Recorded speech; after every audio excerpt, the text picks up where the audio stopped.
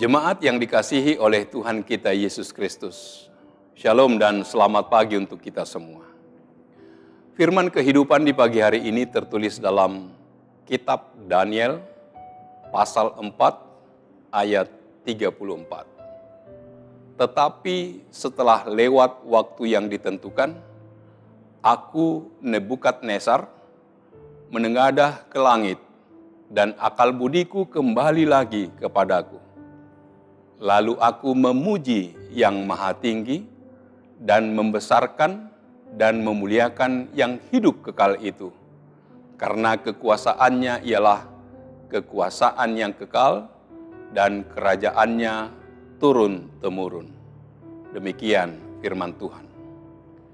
Saudara-saudara yang dikasihi oleh Tuhan kita Yesus Kristus, Raja Nebukadnezar adalah salah seorang raja di kerajaan Babel yang kala itu mempunyai kekuasaan luas di dunia.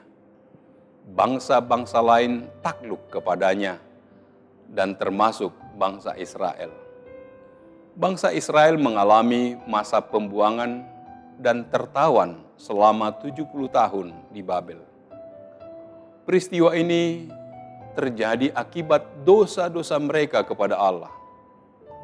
Meskipun telah berulang kali diperingatkan Tuhan melalui nabi-nabi, namun umat Israel tidak mengindahkannya dan tetap hidup dalam dosa. Tuhan memakai bangsa Babel untuk melaksanakan kehendak-Nya bagi bangsa Israel. Tuhan menjadikan Babel sebagai bangsa yang kuat dan berkuasa atas bangsa Israel dan lainnya. Namun, hal ini tidak disadari oleh Nebukadnezar dan ia menjadi sombong dengan mengira bahwa kejayaan bangsanya oleh karena dirinya. Firman Tuhan berkata bahwa Allah membenci kesombongan.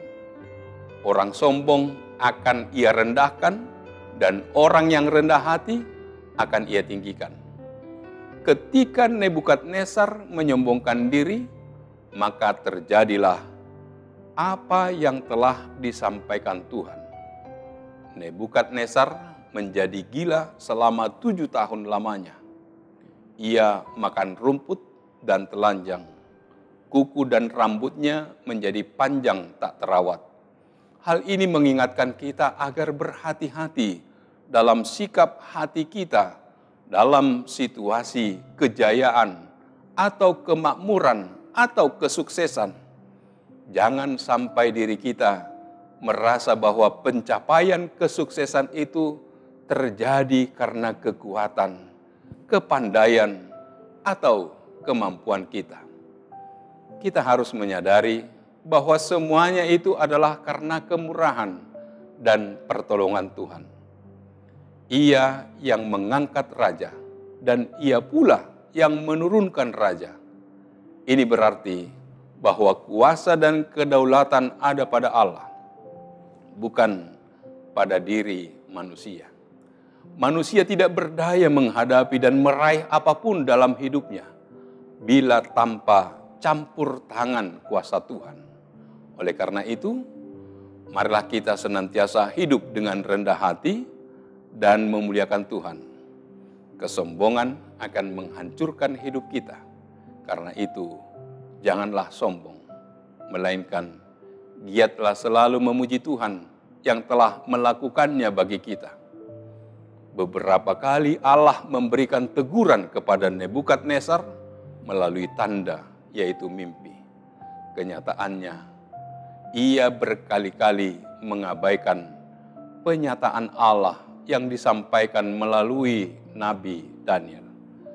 Ia sama sekali tidak belajar dari pengalaman masa lampau. Karena itulah, nubuat Allah atas Nebukadnezar harus terjadi.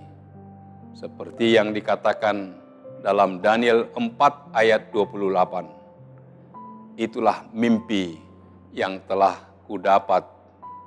Aku Raja Nebukadnezar.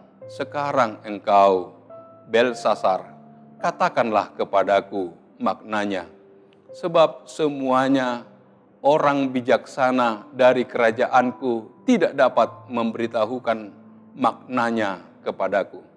Tetapi engkaulah yang sanggup, karena engkau penuh dengan roh para dewa yang kudus. Hal itu tampak jelas ketika Nebukadnezar berjalan-jalan di atas istananya dan ia bangga atas segala prestasinya dengan menjadikan kerajaan Babel sebagai negara adidaya. Dengan sesumbar, ia mengklaim bahwa semuanya itu merupakan hasil karyanya. Daniel 4 ayat 29-30, sebab setelah lewat 12 bulan, ketika ia sedang berjalan-jalan di atas istana raja di Babel, berkatalah raja, bukankah itu Babel yang besar itu, yang dengan kekuatan kuasaku dan untuk kemuliaan kebesaranku telah kubangun menjadi kota kerajaan? Jadi jelas bagi kita, akibat kesombongan Raja Nebukadnezar, seketika itu juga Allah menjatuhkan hukuman atas Raja Babel dengan cara merendahkan dirinya, diusir dari sesamanya, dan menjadikannya sama seperti binatang. Di sini mimpi Nebukadnezar menjadi kenyataan. Setelah genap 7 tahun, Nebukadnezar menjalani hukumannya, Allah mengembalikan akal budinya. Saat martabatnya sebagai manusia dipulihkan Allah, maka hal pertama yang dilakukan Nebukadnezar adalah memuji kebesaran dan kemahakuasaan Allah Israel. Pada detik inilah ia menyadari bahwa Allah membenci orang yang congkak. Dalam hidup ini ada banyak hal yang dapat membuat manusia menjadi congkak. Namun kesombongan itu akan membawa seseorang menuju jalan kehancuran. Karena itu, marilah kita belajar rendah hati dan introspeksi diri di hadapan Tuhan. Jangan sampai jalan hidup kita mengalami peristiwa nahas seperti Nebukadnezar. Amin. Kita berdoa. Allah Bapa di surga, terima kasih Tuhan. Engkau telah mengingatkan kami. Sama seperti Engkau telah mengingatkan Raja Nebukadnezar yang telah menyombongkan dirinya oleh segala prestasi dan keberhasilan yang diraihnya. Engkaulah yang merendahkan dia. Oleh kesombongannya, dia mendapat hukuman. Sebab Engkaulah ya Tuhan yang memiliki akal budi, segala kepintaran dan kepandaian. Kalaupun kami memilikinya, itu adalah pemberian Tuhan bagi kami. Untuk kami pakai, memuji, memuliakan kebesaran nama Tuhan. Melalui firman-Mu, Engkau mengingatkan kami, agar kami tetap membesarkan dan memuliakan nama-Mu. Karena kekuasaan-Mu kekal di dalam kehidupan kami. Kami hanya sebagai alat di tangan Tuhan untuk menyatakan kebaikan-Mu. Terpujilah nama-Mu. Dalam nama Yesus, kami berdoa dan mengucap syukur. Amin. Anugerah dari Tuhan kita Yesus Kristus, kasih setia dari Allah Bapa, serta persekutuan dengan Roh Kudus, kiranya menyertai kamu sekalian. Amin.